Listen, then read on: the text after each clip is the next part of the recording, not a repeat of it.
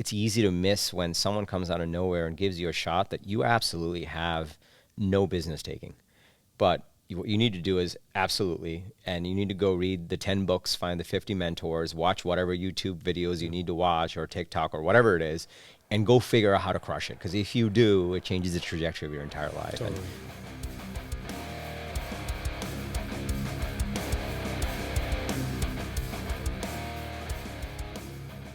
Good. All right. So I'm here with TK Kader, the founder of Unstoppable. How you doing, man? I'm doing great. Thanks for having me. Well, thanks for coming. I realized I was just kind of a stranger out of the blue reaching out to you a couple months ago to try to book this, but you were very gracious to say yes, and appreciate you taking a leap of faith with me. You were also right here in Dallas, and I like the energy, and I love the space, so it's really good to be here. Well, I positioned it pretty well, right? Yeah. Let's be honest. I tried to do everything I could because you came on my radar, I think. I was telling you, I don't know if it was LinkedIn where I initially saw you, but somehow I found my way over to your YouTube channel, which is incredible. TK Kader. Is that what anybody that wants to look it up, is it just TK Kader? TK and then Kader. Yeah. But your YouTube channel is outstanding. So I do want to spend some time talking about that.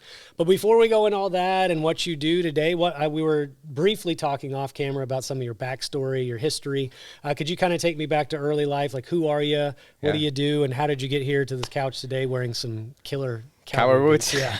Well, everything before that. Let's catch me up to speed. I didn't start with cowboy boots. Okay. I was born in Bangladesh, which is a country right outside of India. And I stayed there until I was 10 years old. And then I moved and immigrated to the U.S. And I spent my childhood in New York City, grew up there. I did my first SaaS company in college.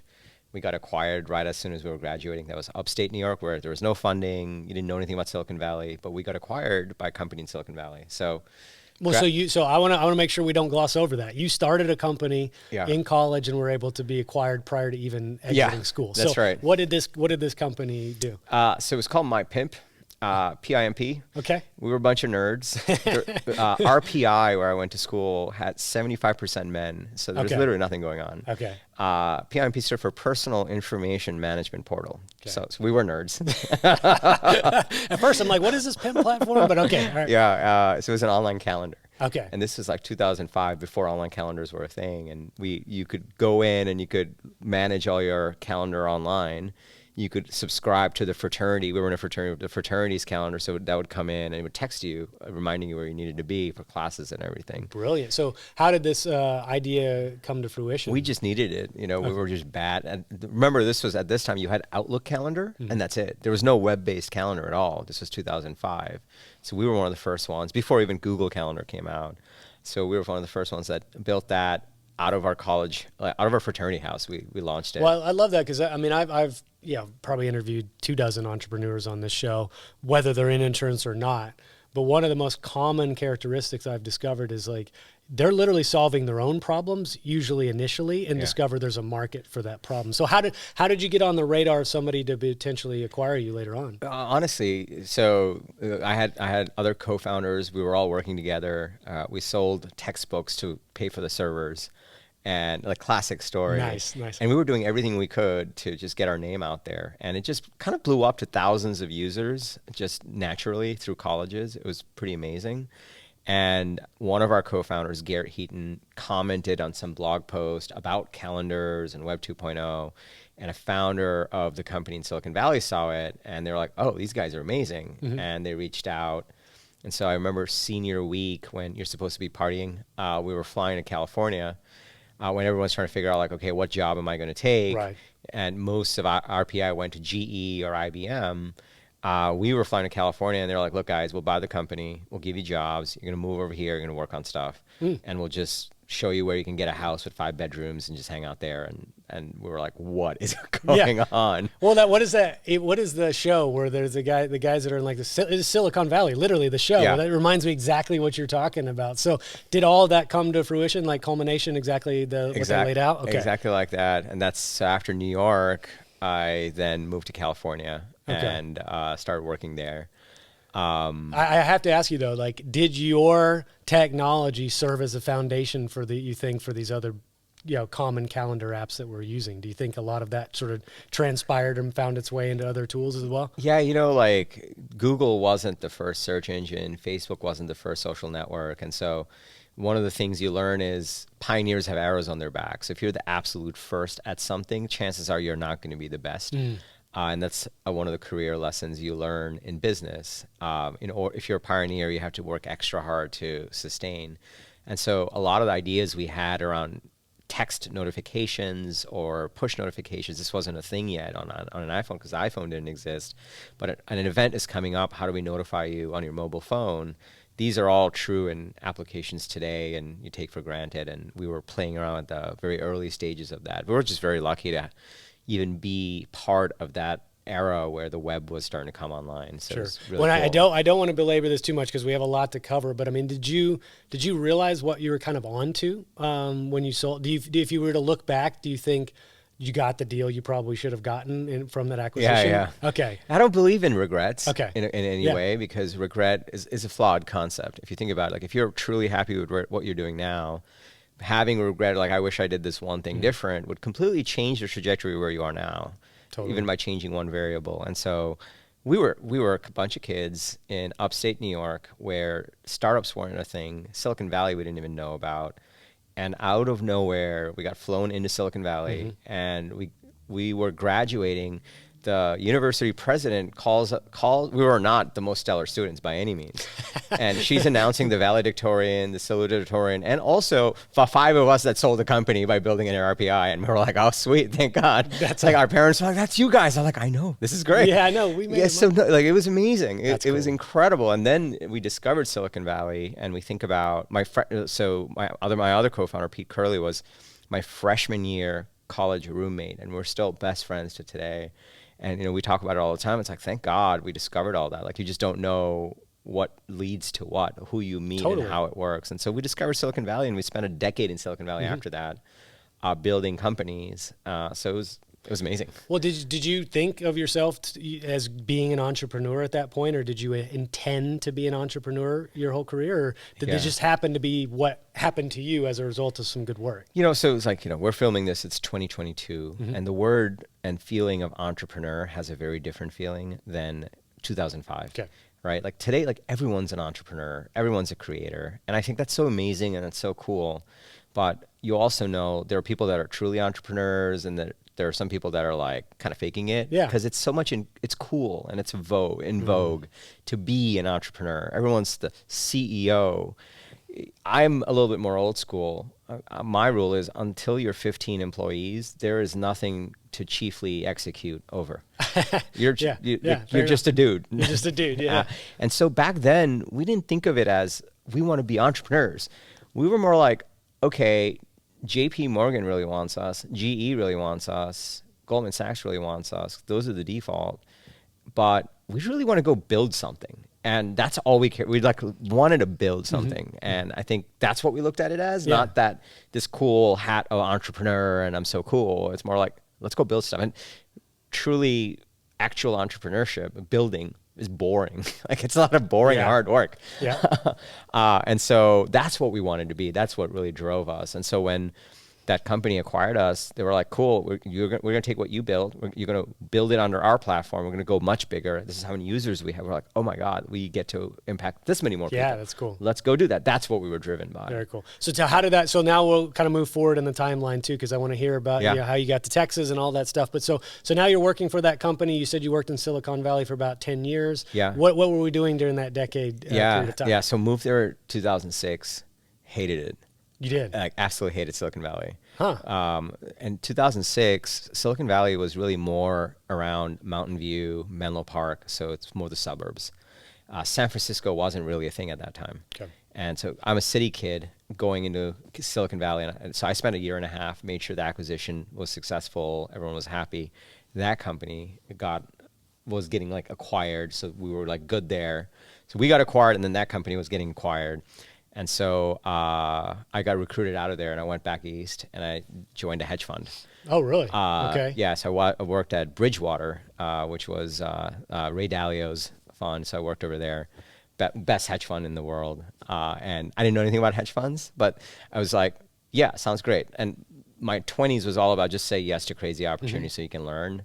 And so I only spent a year and a half in Silicon Valley and then went to Bridgewater after that. So I'll say that what you just said is a very important lesson, and I've started to discover that later in life too. It's like, if somebody offers you something and it's an exciting opportunity or it's really going to stretch you and make you grow, you say yes to it and then figure it out. You don't go, oh, I don't know if I can do this, or I'm imposter syndrome, or why me, or that insecurity that we all kind of feel sometimes. Is like, if that person sees in you enough to say yeah, to offer that job, say yes and then figure it out, because this is an immense opportunity. So I'm glad you mentioned that, because that perspective is super useful, getting people outside of their comfort zone and helping them grow. 100%. I feel like it's so easy to get obsessed about all the opportunities that you get said no to, because everyone's just like trying, and you're saying no. Maybe you don't even try again. It's easy to miss when someone comes out of nowhere and gives you a shot that you absolutely have no business taking. But what you need to do is absolutely, and you need to go read the 10 books, find the 50 mentors, watch whatever YouTube videos you need to watch, or TikTok, or whatever it is, and go figure out how to crush it. Because if you do, it changes the trajectory of your entire life. Totally. And those are the little opportunities that really make a big difference. So you had this opportunity. So you entered in the hedge fund world. Yeah. What were you doing? I was building trading systems for Bridgewater. Bridgewater managed about $180 billion. And there were about 7 developers that built their trading systems for the trading group. And so I was one of them. And we built the trading systems. You know, Ray Dalio is all about, he's much more popular now with his book Principles. He's about principle thinking, first principles thinking. Back in 2007, 2008, when I was there, no one knew about Principles. That book was actually just the internal employee handbook. Oh, really? Yeah. Okay. So we got the type printed version of it, and that was, you had to carry it with you everywhere. And I have handwritten notes on it. You had to follow the principles. Wow. And so you learned how to think in first principles. And also, the time I was there was during the great financial crisis. And so, incredible time to just learn. And I learned how to think over there. And so I spent about 3.5 years there, living in Connecticut, working at Bridgewater. And then I was like, I think I want to get back to building. And so that's when I started my own company again. Moved back to Silicon Valley. Was that Tout? That was ToutApp. Okay, yeah. So that was the one that popped on my radar. I do my research beforehand and try to go, all right, what can I glean from career and articles and things like that? And the ToutApp seemed to be, I actually didn't know about that original one that you did in college, but the ToutApp one was the one that seemed to have the most publicity around it. So what were you guys doing? And can I kind of talk me through the culmination of that acquisition as well? Yeah. So moved back to San Francisco. At that point, San Francisco was a thing. So I loved the city. So moved over there and I had started a company called ToutApp, and ToutApp had a very simple idea. It was software for salespeople, which now today salespeople, salespeople have like 59 different pieces of software. But back when we started, everyone was building software for marketing. Salespeople were just left with a really crappy CRM and nothing else. Okay. And what we found was more and more sales was happening over email, over Zoom calls, over calling versus showing up in person. Inside sales was becoming bigger than ever, which now is like default sales. Yeah, I know. Yeah. But back then, this was 2010. And so we built software. We found that in order for you to take a cold prospect and turn that into a real opportunity, it takes 7 to 10 touches. And 7 to 10 touches happens over email, over phone, over social. And salespeople were literally trying to keep track of that on a spreadsheet or on a notebook and trying to follow up, but they never did. So we built software that said, cool, give us a lead or a target, and we'll make sure we follow up with them automatically for you. And when they engage, when they view the email, click on the email, we'll tell you right away. Okay. And so we built that. I started as a solo founder this time around, and it was 2010, 2011 in Silicon Valley, back again. And that's the company that we grew out, built out. We were backed by Andreessen Horowitz, which is one of the best VC firms in the world. And we started the sales engagement category, which now is very popular with companies like Outreach and SalesLoft. So we were the pioneers in that category. And we ended up selling the company to Marketo, which was a marketing automation leader. there's a lot to that story, but that's the highlight. And it's just, it's, I talk to people and they've built one business and successfully, right? And you're just like in sort of an awe, like you're going through a laundry list of steps and, and obviously we'll talk about Unstoppable now, but it seems like you just have a very consistent track record of identifying a problem, developing it, and there's a broader marketplace need for that. Do you have any suspicions as to why you have a knack for sort of identifying problems to solve so successfully? I don't know. Luck, whatever. Yeah, no. Maybe you're underplaying your ability to discern, but it seems like some people have 7 misses before they get a win, right? I'll tell you this, the thing that's there, I have thought about this. I'm like, well, how do I come up with the idea that I want to pursue? So we had ToutApp, then I worked at Marketo. Thankfully, Marketo got acquired. We sold Marketo to Adobe. So for every company that's bought one of my companies then got acquired. So for larger and larger amounts, which is great. And then now Unstoppable. The common theme across all these companies, and really the common theme for most of my working life, it's all been about one problem. And by the way, like, just to be clear, this wasn't something where 10, 15 years ago, baby TK said, this is the problem. I'm going to go build multiple companies around this. It's like, as Steve Jobs said, you can only connect the dots looking back. So looking back, the one common problem that I've solved for and I continue to solve for across all my companies is pipeline. Everyone, every business owner, no matter what industry you're in, no matter what category you're in, if you go to them and say, hey, would you like more pipeline? They'd be like, yes, please. Yeah. Every sales leader, it's like, hey, what's your pipeline coverage? And if they're like at 3X, I'm like, well, if I could make it 5X pipeline coverage, if I give you 5X, the number you need to hit, would you like that? They're like, yes. You're selling insurance policies to everyone, and everyone wants insurance on their pipeline.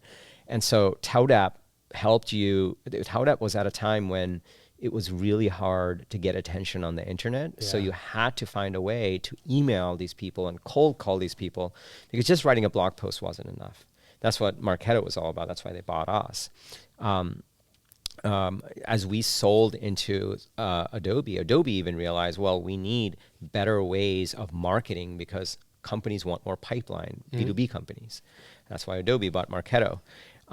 Even with Unstoppable, and we'll talk about that, ultimately CEOs of companies want more pipeline. Totally. And I've found that as long as, that's been my theme, but it wasn't by design. I think somehow I just ended up being the guy that, like, people want more pipeline, and I keep thinking of new ways you can generate pipeline, so I'm going to keep doing it. I know TK, he's the pipeline guy, right? Yeah, that's him. Well, so now I want to flash forward into Unstoppable, and this will probably go into phase 2 of our podcast and spend a bulk of the time of what you're doing today. But once that acquisition happened, did you stick around for a period of time with Marketo before Adobe acquired them, or was there like an earn out of any kind? Or Yeah. So after we sold ToutApp to Marketo, I told the CEO, who was my boss, he was like, hey, I was like, hey, listen, this has been kind of rough. I want to take a month off. He's like, what are you talking about? We need you. So they added me to the executive team. I was SVP of strategy. And the SVP of strategy is one of those roles where you give someone so that you can deploy them to any problem that exists. I see. Yeah. And so high level, I stayed the entire 2 years, and then I was part of the executive team that sold it to Adobe. The medium level is I ended up running Europe. I had to go into Europe, become the managing director there, reboot that region, hire a new leader. And this got convinced to me by the COO. Like, we were at some offsite. He's like, can you come with me? And I'm like, oh God, I must be in trouble. He's like, listen, there's zero career downside. We need you to go move to London. We'll get you an apartment there. You need to go around Europe. And I'm like, at that time, I think I was 32 or 33, something like that. And I'm like, what? Like, what about my other job? He's like, oh, no, you have to do that too. Yeah, we're just adding a job. We're just adding more and running an entire region. So I did that. Then I come back after Europe. We hired a great leader. Come back after a quarter. I'm having my one-on-one with the CEO. And he kind of leans in. He looks at me. He's like, you don't have to. But if you did, it would mean a lot. And I'm like, okay. So then I moved to Australia. I rebooted our ANZ region. And that was really like year one while we were rebuilding the strategy of the company. And then year 2 was about M&A, building up alliances. So I took over the alliances org, learned how to kind of scale that. First time I ever did alliances org. But that one, you know, I feel like the CEO always had like a way to get me in. He's like, listen, everyone thinks you're smart, but no one will know for sure until you own a number. Okay. So he gave me a $60 million number to hit for the alliances organization, which had never been done before. And then we hit it. And then we sold the company. So that's when you got your feather in your cap, right? Yeah. That's like, okay, maybe you're smart. Okay, yeah. Like you finally proved it to us, right? So tell me the inception of Unstoppable, because I do want to, like, that's what I know you do today. Yeah. The thing that it seems pretty interesting to me is like, you're more of a face for this now, and this is where your YouTube, strategy comes into the fray. But like, what is Unstoppable? Why don't we start there? Define what you do today, and then we'll kind of go expand from there. Yeah, absolutely. So this Unstoppable came about, and like after I left Adobe, we sold it, made sure everything was good. I left Adobe, and then I'm like, you need another thing. And one of the things they don't tell you when you sell companies is, as us as entrepreneurs or just as humans, every day you wake up and you make your bed, you look yourself in the mirror, you get ready, and you're like, let's go. Mm-hmm. When you sell a company, you sell that purpose also. I see. They don't tell you this. And so here I was, like after a 10-year stint on ToutApp, Marketo, and I'm like, what do I do now? And so I knew I needed an outlet, and so I just started making some videos about, hey, like if you're CEO of a company, you might be dealing with these 3 things. Maybe this will help you. And I started doing these videos. Was it a business yet at that point, or it was just really content you were trying to get out? Literally just telling my story, that kind of thing. I'm like, when you're building a company, you also tend to burn out. So just like how you have a strategy for your business, you should have one for your life. So I wrote a book on it and put that out there. And little by little, people just started watching the videos and reading the posts and buying the book. And they started hitting me up like, hey, can I like hire you? I'm like, what? No, I'm not for hire. Like, okay, can I like bring you on as a consultant? I'm like, no, I don't know. I don't think so. But more and more people started to show up, and it turns out that as a founder and as a CEO, and right now Unstoppable has clients anywhere from pre-revenue to 100 million in revenues. Companies go through these different inflection points, and turns out in these different inflection points around pipeline and go-to-market, the CEO and the CXO and the VP of sales is in a dark room alone, just Googling stuff about how do I just get more pipeline, or how do I increase my win rate, or how do I revamp my go-to-market strategy, or how do we get acquired? And they're just Googling this stuff. And it turns out that as they're Googling this stuff, they're just binge watching hours of me talking about it. And we get lots of likes and comments, but we get emails saying, hey, like, how did you know that's exactly what I needed to know about? And it's like, well, that's because I've done it. Yeah. Like literally, it was like, hey, maybe this will help you because I went through this. You eat glass for 10 years straight building these companies. All of a sudden, domain knowledge. I'm like, oh my God, that was horrible. I was in a room. Everyone's been there. Like you've been in a room staring at a spreadsheet, making a tough decision. You don't quite know how. You can't call a board member. Right? The incentives are different. Mm-hmm. You can call a mentor, but that person is so far removed or retired or on the beach, so it's like they don't know. You can't quite call a peer because their circumstances are different. And so you Google it, and you hope that you can piece together the information. That's how Unstoppable was born, because all these people were watching the videos and said, hey, can you like work with us? And so today Unstoppable is a program that you join. We work with over the YouTube channel has like almost 35,000 subscribers today, 1 million views, 100,000 hours of watch time. I call it a little big niche. It's like SaaS is a very specific thing. So even within that, those numbers are really, really fun for us. But we work with 250 CEOs globally on how to revamp their go-to-market strategy. And that's what we do at Unstoppable. Well, and it's amazing. So what, I was going back to the fact that you're kind of the face of this, right? You're the one on camera, you're producing these videos, you're shooting them and things like that. But you were telling me this is effectively your lead generation as well. Like almost all of your pipeline has come from an offshoot of the videos, correct? Yeah. I mean, think about it. The bar is so high in SaaS, right? In SaaS, in most things in life, like for example, working out, you don't want to work with a fat trainer, right? And that's pretty easy to tell. It's like, is the guy fit or not? So is he going to train me or not? Mm-hmm. When it comes to business coaches and business consultants, it's really hard to figure out if they're fat or fit. Yeah. Right. And so if I were to approach you, you're an SVP of sales. Like if I were to approach you and I'm like, hey, Do you want more pipeline? I could help you with that. You're like, who is this guy? Like, Yeah. Well, believe me, I get those like automated things. Everyone gets it all the time. Yeah, in LinkedIn. It's like, yeah, when you need more pipeline, we'll sell you leads. And it's like almost on a daily basis, right? That's right. But to your point, how do you actually discern from the legitimate ones to just the scam style companies? That's right. And so we take an approach of, we have over 100 episodes on YouTube about how to grow SaaS companies, key problems, key inflection points that you go through. And I just talk about those based on my 15 years of total experience in being in software, 10 years just from the ToutApp journey itself. And I just talk about that. And that way, people that are looking watch me and they're like, oh, this guy gets it. And then they'll work with us. And that is also inherently what we teach the companies we work with on their go-to-market.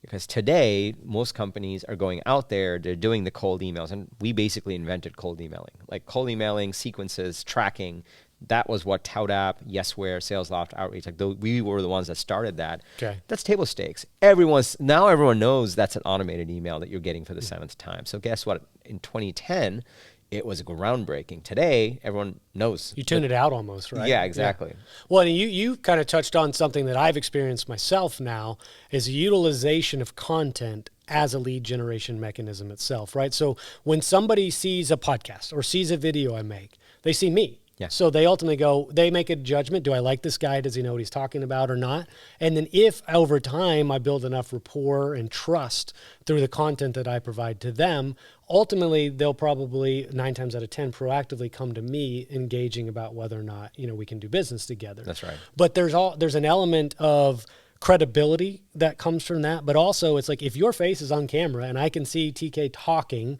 I know he knows what he's talking about. I know I can trust him. So by the time we actually get engaged, I'm on step 3 of the sales process at that point. Yeah. And I've seen that happen for me on a micro scale, and I can see why it's working for your business as well. On top of that, the best thing about it is an immense competitive advantage.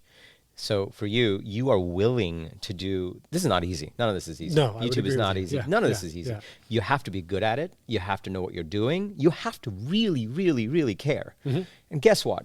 99.9% of your competitors and my competitors would rather just be at the beach. Yeah.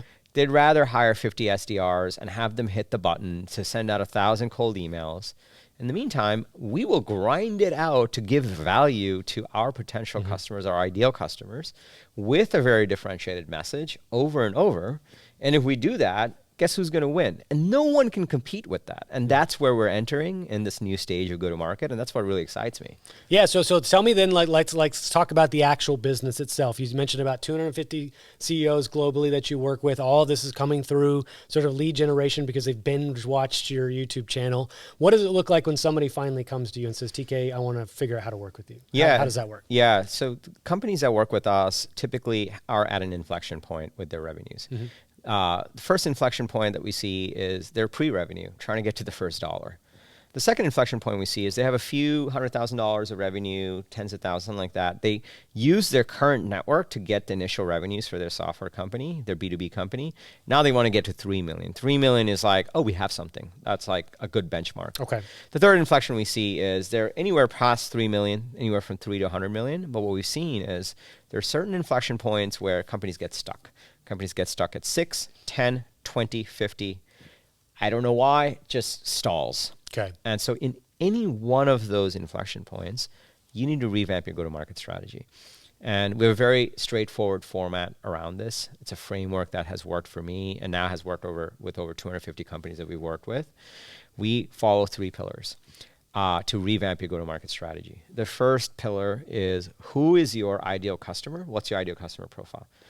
Everyone thinks they have one until they work with us. We go very in-depth on exactly how to do it. And we've done this. I've done this at a 450 million ARR company at Marketo. ICP was a big part of the transformation. Once you have that, the second pillar comes in. The second pillar is, what's your manifesto? Every company has a manifesto, whether they realize it or not. It's their positioning, it's their messaging, it's their differentiation. What's the story you're telling the market so that compared to your competitors, and whether it's a direct competitor or just a spreadsheet you're competing with as a SaaS company, how do you differentiate? Okay. How do you drive urgency on deals? So that's the second pillar. You have your ICP and your manifesto. That is your revamped go-to-market strategy. The third pillar is execution.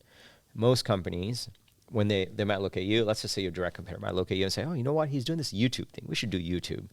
Oh, we should do TikTok too. Most companies are dabbling in a bunch of different channels or scatterbrained. Okay. Our third pillar is what we call a Broadway show. A Broadway show is a consistent set of marketing and sales activities that you're running on key channels that's bringing the manifesto to your ICP. Okay. On a consistent basis.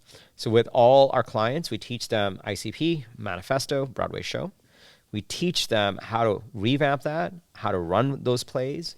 We teach them what metrics to measure, how to iterate, and all the way down to we teach them who to hire to continue to scale those key channels and those key activities so they can get to the next stage of growth. And let's talk about the practical application of the engagement with you and a CEO like that or a company like that. So, am I hiring TK? Am I hiring Unstoppable in the team? And then if so, is it fee based? Like what does the first year, second year, third year, like kind of the evolution of that partnership look like too? Yeah, it's completely fee based. Okay. And you work directly with me. Okay. I have an entire team that works behind the scenes, but we've structured it as an advisory program. So you work directly with me as the founder, CEO, and the CXO of the company.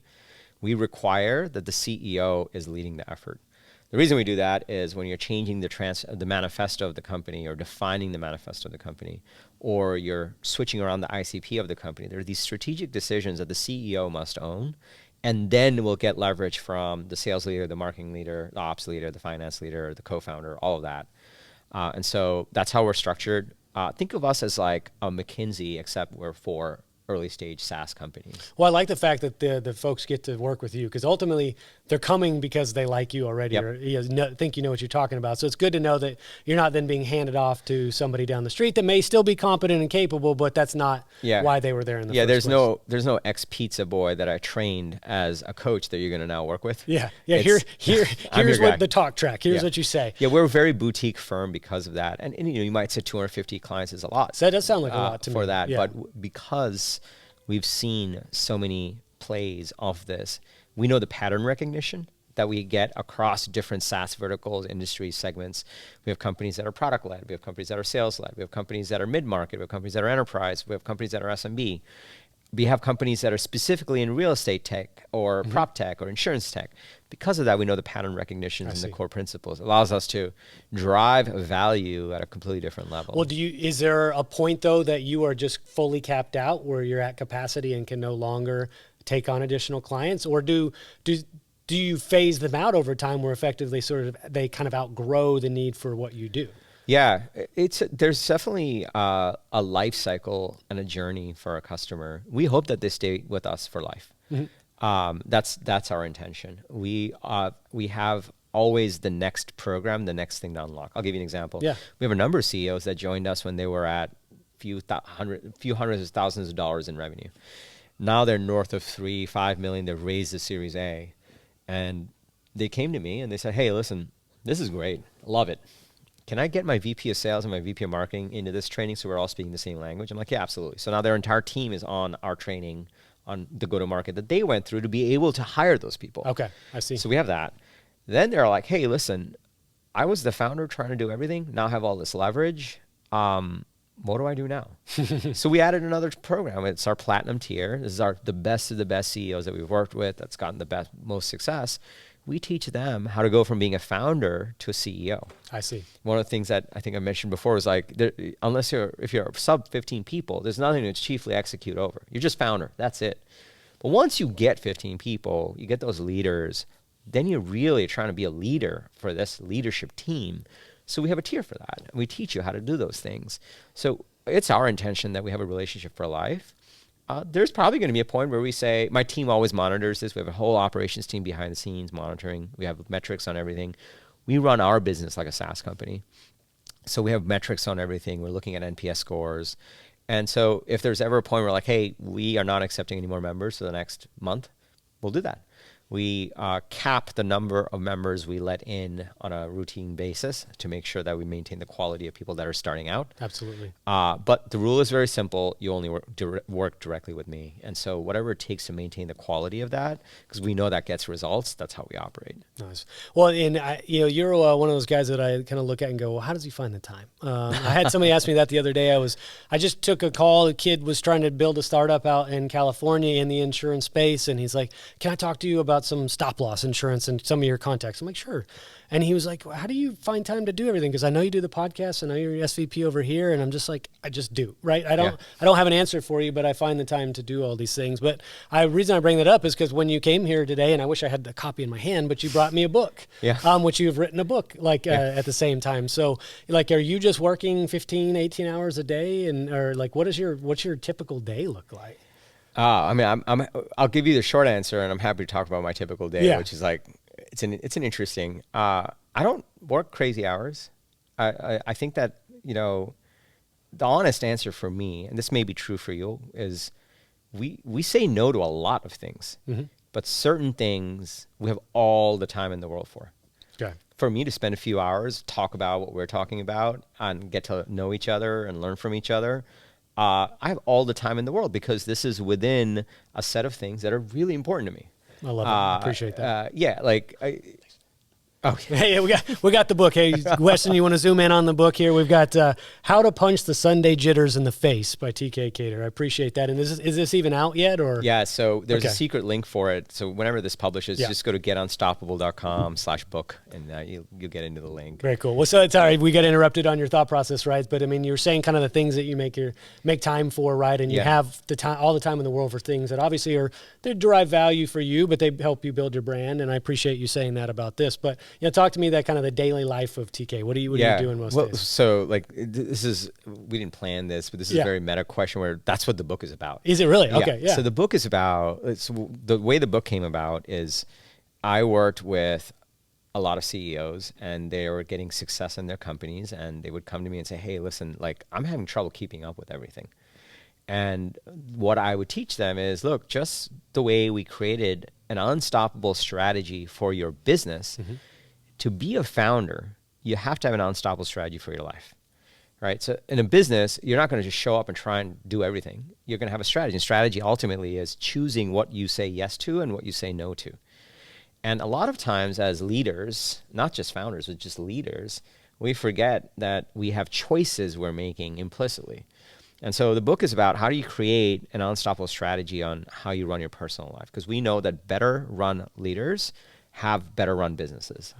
And that's how the book came to be. And that's how I run my day. There's things that if it's within my specific goals and strategy, I have the most time for. If it's not, I say no a lot. That's good. And I think that's the only way you can say yes to the things that really matter and not be running around. Because my greatest fear in life is to be neither here nor there. The moment, when you're like trying to like do a little bit of everything, but you kind of look back and you're like, I got nothing done. Whether it's in a year, a decade, or your life, like that's the worst place to be. Totally. Yeah, that's a very interesting point. It's something that I'm kind of getting at that precipice of needing to say no more, because I have this natural inclination to always want to help, regardless of the circumstance. Like even if somebody's like, can we talk? And then I hope I can help them. But it's like those things are time suck sometimes, right? And you obviously have your core priorities of things that need to be accomplished that serve your business, serve your career, serve your family, all those things. That I'm reaching a point, and just this is me sort of evaluating myself out loud, but reaching a point where there are things that I do know I'm going to have to start saying no to and be comfortable being able to tell people no, right? Yeah. Which you feel like you'll hurt their feelings, or or you have to have this long-winded answer as to prove why you said no. And sometimes you can just say no, and it's okay, right? Yeah. Well, I think like you sometimes have to pick between. So one of the things in the book is what's your 5-year vision. So we have this pyramid that we teach for having an unstoppable framework in your life. At the tip is your 5-year vision, who you want to become and why. Why do you do what you do? The thing right below that is once you have your 5-year vision, you have your 1-year goals. What are the goals you want to accomplish across 5 key areas of your life over the course of the next 365 days? Okay. And everyone thinks a year is a long time. It's 365 days, 278 working days. So it goes by real fast. Then below that, we say, cool, you have your 5-year vision. Who do you want to become? You have your 1 year goals. Where do you want to, how are you going to get closer to who you want to become? What do you want to get done this month? What are the things you want to focus on? That's the third pillar. Right below that, you have, what do I want to get done this week? Where am I? What do I do next? And then what do I want to do today? That's the pyramid. And sometimes it's really hard to say no to someone right in front of you. Yeah. But what you don't realize is every single time you're saying yes when you should have said no because you want to make that person feel sad, you are letting down you from 5 years from now. Yeah, that's true. So who would you rather let down? I would not want to, and a lot of times people don't know, they're not aware of that person 5 years from now. They don't know what they look like, what it feels like. They don't even know who they're letting down. They're not thinking about that person. But if you're making decisions today and next week and the month and the year on who you want to be 5 years from now, then you're going to make a very different set of decisions at every single moment. Yeah, you're talking about like some kind of deep behavioral psychology. Like I've heard it said, like why do people smoke cigarettes, right? Or why do people eat bad food today? It's because there's an immediate reward. There's an immediate feedback, even if it's ephemeral. It's a short-lived feedback. Yeah. Because today, Spencer gets the positive reinforcement from whatever drug or thing. But it's that person, like you said, the time horizon that I've heard, suggested is most people can't envision themselves 10 years from now. Right. The person they are 10. You use 5, it's kind of the same difference at that point. But it's the ability to reflect on the future self and make decisions today that serve that future self rather than the immediate reward system, which, we're inundated with things like that on social media, and like everything is sort of geared towards immediate reward, instant gratification over long-term gratification. So you're kind of positioning that in a way to how to build yourself and build your business by having that 5-year vision of who you want to be and being intentional about that. Yeah. Yeah, this connects with, with our CEOs and leaders that we work with. We're helping them revamp their go-to-market strategy and driving the growth of their companies with the strategy so that they can execute. And a lot of that is saying no to things. When we do ICP work, ideal customer profile work, a lot of the strategic discussions I have with the founders and the leaders is who are we going to say no to? Because you don't have enough marketing and sales resources to go after all of these.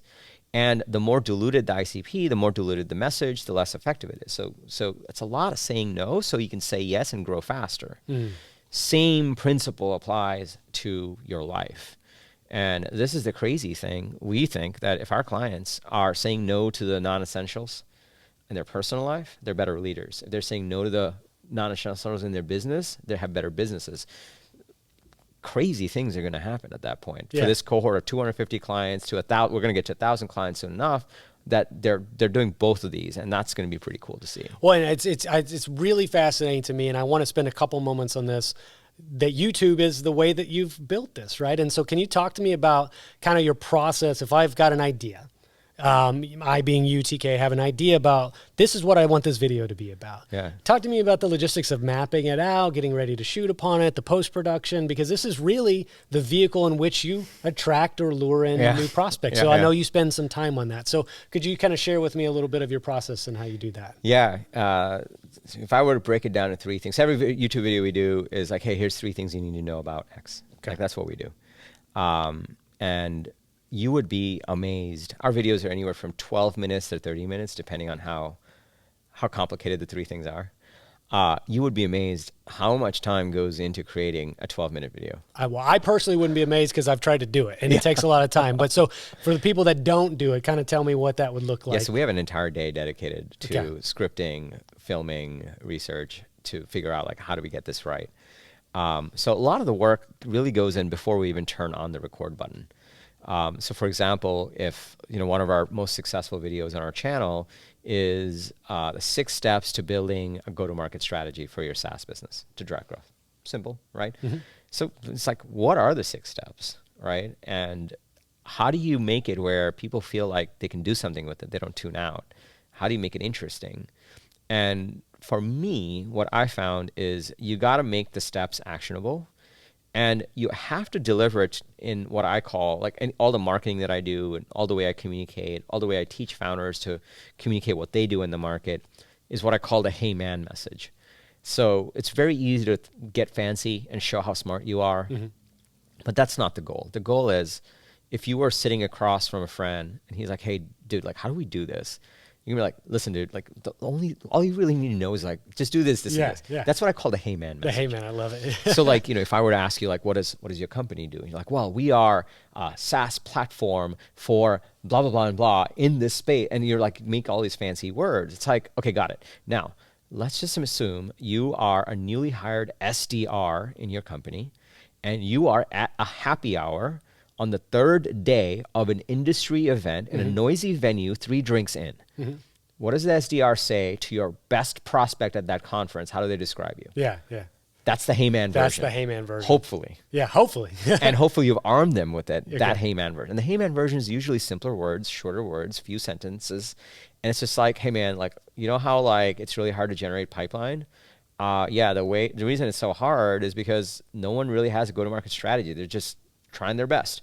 So here's the 3 things you need to know on how to build a go-to-market strategy. Brilliant. Right? So that's what we're trying to get to. Well, that makes sense. There's a guy, Alex Horowitz. I love Alex Horowitz. He's amazing, Yeah. right? Probably one of the most standout accounts I've seen in the last year on Instagram, but he also Yeah. backs up what he talks about. And he's clearly absolutely genius. But he talks about the language that you use in videos. Right. Most people want to prove how smart they are. He also says the average person somewhat reads around a 5th or 8th grade level, right? Yeah. So if you're not using language that the average person could understand, all you're doing is serving your own ego by using really big words. You're not being an effective communicator because you've taken most of your core potential audience out of the frame because now they go, I don't know that word, and this guy's not talking to me because I don't understand it. It was a really interesting epiphany that I had watching him because he's, like I said, the guy's a genius, obviously. Yeah. But the language he uses is intentionally more layman style terms because that's what he wants. He wants to appeal to a much broader audience. It's smart. It's really smart. Yeah, it's really smart. I love Alex Hormozzi. I think it's incredible what he's done over the last few years. Not even probably 18 months. So, and he embodies that. Like he breaks it. He embodies that. Hey man, like here's what you really need to know. What I've learned about this is, even with YouTube and what we do, that level of simplicity only comes after mastery.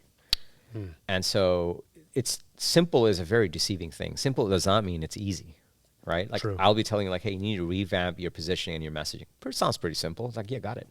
It's like, here's a value prop structure you can follow, right? Simple, but not easy.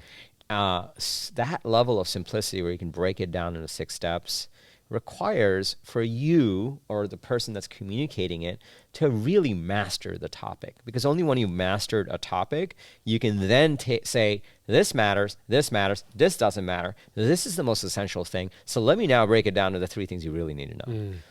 That's the pro tip. And that's why it takes a day to shoot your videos, right? That's Because right. it is taking a very complex subject and distilling it down to something that's simple to understand. So Yeah. as when you say we, I guess you have somebody that you partner with. Is it somebody at the company that you're working with on these videos? Yeah, or? we have a full-time video producer. Full-time for our video thing. producer. Yeah. So you're brainstorming, you're whiteboarding, you're coming up with the 3 things, you're coming up with a language, you're blocking probably the different shots and things like that. But you did say you're a one-take shop. We're right? a one-take shop. So tell me what that means, though, so for the Yeah. audience that's listening here. as well. So we're also obviously very principles driven. And so everything that we do is measure twice, cut once. That's one of our principles. And so if we've done the research and we've scripted it and we've sketched it out and we've laid it out and we know these are the things, and this is like one of my signature things on my channel, I think I'm the only person that does this because I'm like, is the index cards. Every single concept I have like an index card for it, and I show the index card. And what you put on that index card, hours go into thinking about what is the thing that goes into that one index card. There's only 3. So what are the 3 things? And is it big text or is it 3 bullet points? So that's our process around measure twice, cut once. Yeah. Once you have that, then it's like, look, we've done all the work. Turn on the record button and go. Yeah. Don't rethink it. Don't overthink it. Just go. Well, that's why I have some acting training in my background, and we would do these like really intensive scene study where it was like you get a 3-page scene with a partner and you workshop it, you try to learn your lines and all that stuff.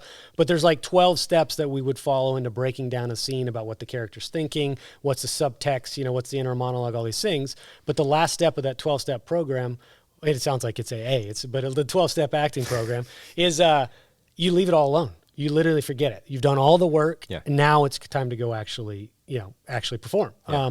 But you have to remember, because then if you're going through all those things in your head, like actually, I would say consciously doing it, you take yourself out of the scene. So kind of the same thing you're saying is like, we did all the work. Now I just have to actually capture it. Right? Yeah. What you said is very important also. Like the moment you find yourself trying to memorize something, it's going to be bad. It's done. Yep. It's almost like you have to look past the script to the essence of it, download the outline into your head, because you should know this stuff anyway, because you've done it and lived it.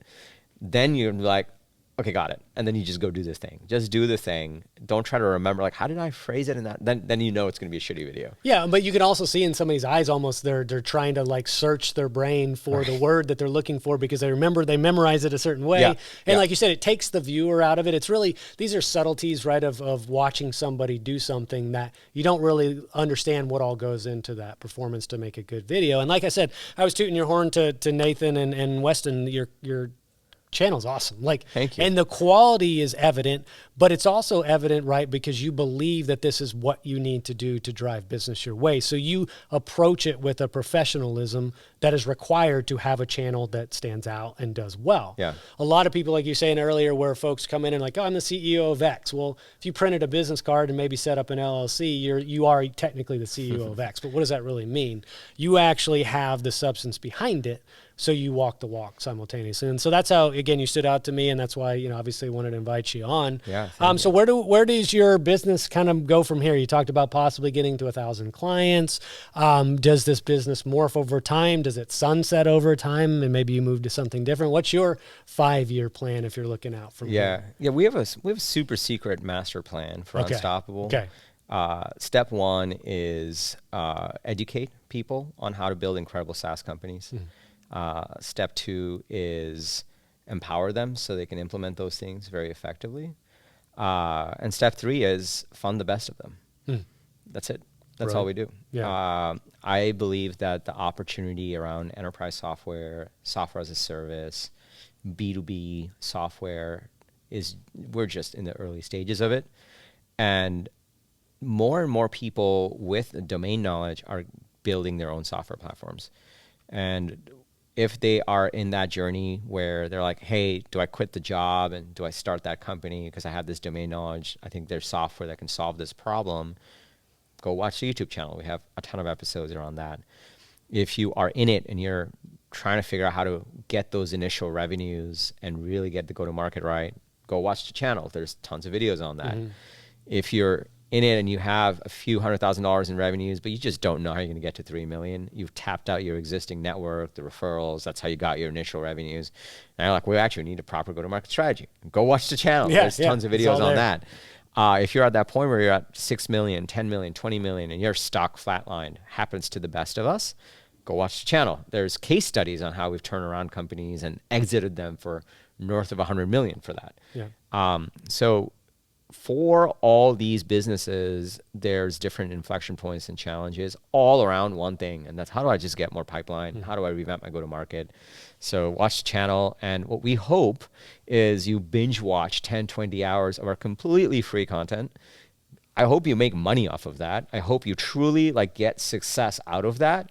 And then you come to us and work in a deeper way because you want to be part of Unstoppable. Well, and that's really when you talk about the current state of how do you attract attention, right? Or how do you actually get on people's radar? What is the kind of the 2022 best way to use social media and use platforms like YouTube in order to draw attention? It's giving away free value.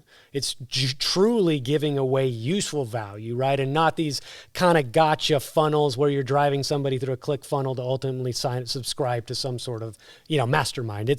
You are truly giving away hundreds of hours of free value, and eventually you believe that the right people will come to you, right? And so just kind of, that's an important lesson, I think, broadly speaking, whether you're in SaaS or insurance or real estate, is what sort of free value can you offer the market, where eventually the people that have ingested that and used it for their benefit now come to you to really engage with. And those are the people, you probably filter out the people that you don't want to work with because they can't get through a couple of videos as well, right? Yeah.